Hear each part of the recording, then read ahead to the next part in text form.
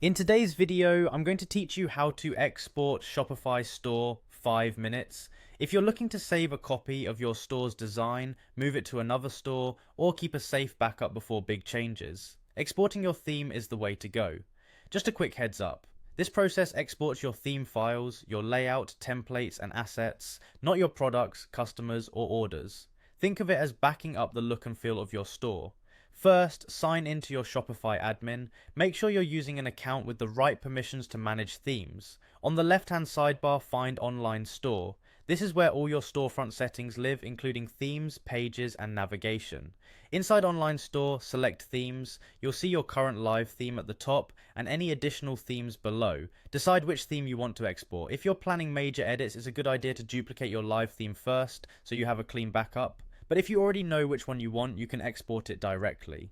On the theme you've chosen, look for the three-dot menu, sometimes called the Actions menu. Click that to open more options. From this menu, select Download Theme File. Shopify will prompt you to send the theme as a downloadable zip via email. This is normal. Shopify emails you a secure link instead of downloading it directly in the browser. Click Send Email to confirm. The export begins in the background and you'll receive an email at the address associated with your Shopify account.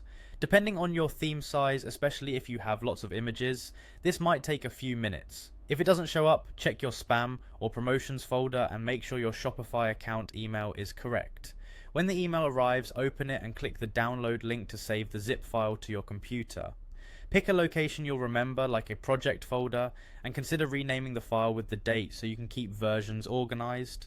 A couple of quick tips before we wrap up. If you plan to import this theme into another store later, you'll use the Upload Theme option under the same themes area.